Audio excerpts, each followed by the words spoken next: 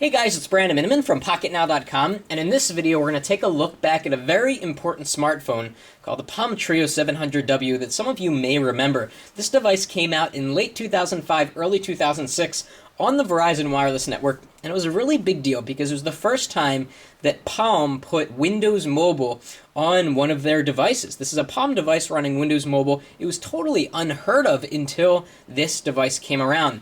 Prior to the 700w, there were the Treo line of Palm devices, which ran the old Palm operating system that a lot of people actually liked and used a lot. The Treo devices came way before the iPhone and way before Android and way before the fancy form factors we get in Windows Mobile, and it was the true smartphone of the early 2000s that had a really great form factor. So let's talk more about the 700w. This device was selling for about $600 without a contract back in late 2005, early 2006. With a 2-year contract, you could get it for about $400, which by today's standards is very expensive for even a very high-end smartphone.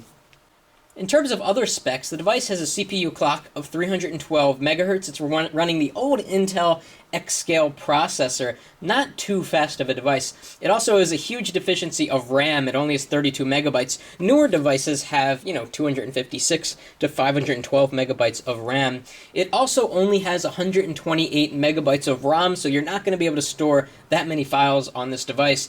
The screen is a small 2.5 inches diagonal with 240 by 240 resolution, the smallest or the lowest resolution that Windows Mobile can support, and in a minute you're going to see how grainy the screen is. It also has Bluetooth 1.2. It's got a 1.3 megapixel camera on the back with self-portrait mirror. You don't see those too often these days. It's got a very large 1800 milliamp hour battery. One of the great things about this device was the battery life. And it also has EVDO, one of the earlier devices to have this 3G built in. So let's take a look at the hardware. What made this device so famous? Well, it really comes down to the keyboard and the hardware keys here, which were known very well in the Treo world. So we have a very nice spacious keyboard with a nice ergonomic curve. We have a lot of hardware buttons that makes the device very one-handed usable. So you didn't have to really lift up your thumb to press on the screen. You had the start menu button and the OK button and the D-pad and the soft keys here, all within reach of your thumb, which made it very easy to use the device. Going over the side, we have volume up and down rocker, and this button, which probably is a record button. Down here we have extremely unstandard port here. This was the weird looking, I don't know what you call this, Palm proprietary jack. It's great that most OEMs have standardized by now. Looks like we have a 2.5 millimeter headphone jack here instead of 3.5, which isn't very standard. Going over the other side, we have nothing. On the top, we have support for standard SD, and you really don't see that. It's all micro SD now. And of course, that Palm feature that they still employ on their devices of today, the silent quick switch up here. Here we have infrared to transfer data.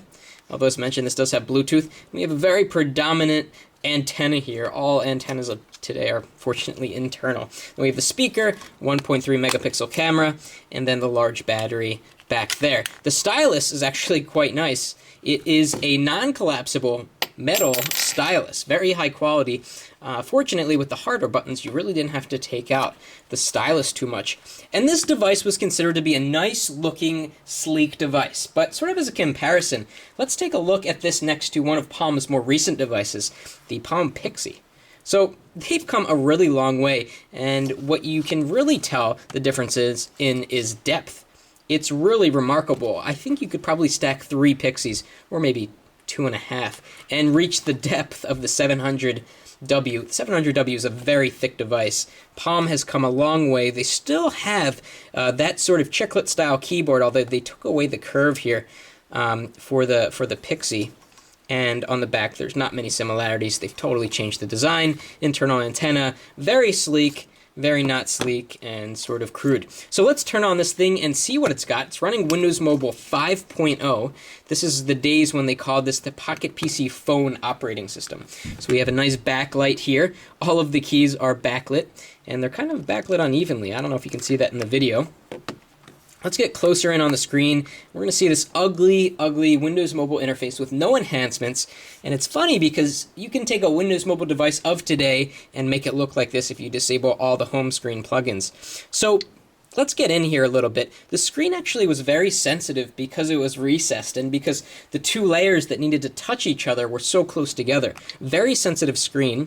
We can go into programs, obviously no finger friendliness. You have to use the scroll bars all of the time, or you could use the D-pad. And the icons look very grainy because it's a low resolution screen. We still have the same games we have today in Windows Mobile. We have Active Sync, Calculator, Camera, which doesn't take too great of pictures, and we have this sort of default Windows Mobile camera viewer, and so I can take a picture there. Probably isn't going to come out too well.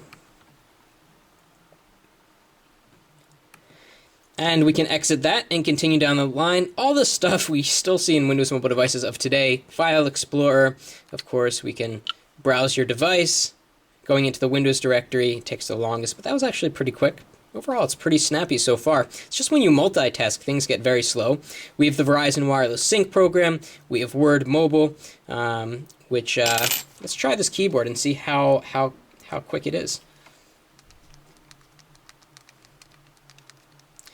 So a very nice keyboard, a lot of space to work with, and it has a nice bit of tactile feedback, very responsive as well. So we just did a little bit of a test of the keyboard, and let's get out of this and see what else we have. Let's go into the settings and accidentally hit. That is why you cannot use your finger in an older version of Windows Mobile. It's really not made for finger friendliness. So let's get a little bit closer in on the screen and take a look at the old settings of Windows Mobile 5.0.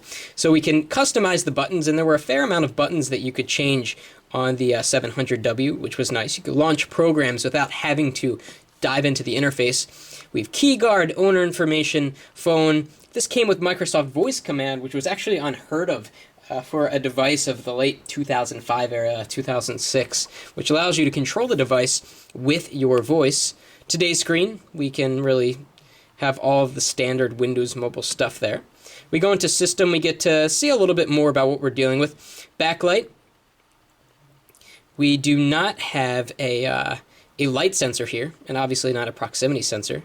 So here you can manually adjust the brightness.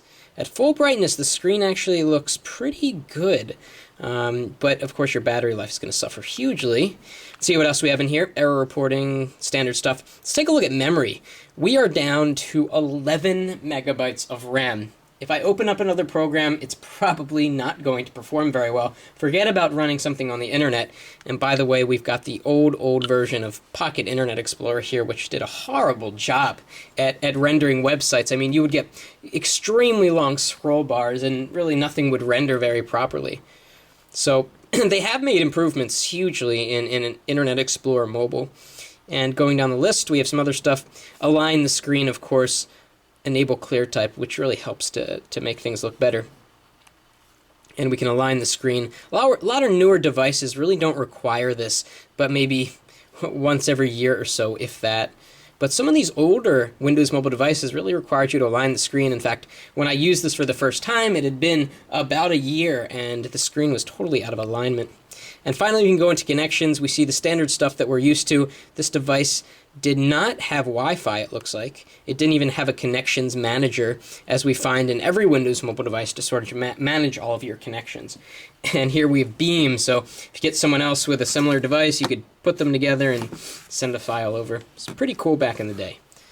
So that was a quick look at the Verizon Treo 700w, a device that was really, really big, especially for the smartphone community. It was the first time Palm took their legendary hardware, and they were kings in the early 2000s for smartphones, and used the power of Windows Mobile. We were very happy in the Windows Mobile community. I was just reading the review from Chris Spera back in 2005 about this device. He was extremely excited about it. We look back at it now, it's not so exciting, but it definitely was at that point in time. So that was a look back at the Verizon Treo 700w. That's it for now.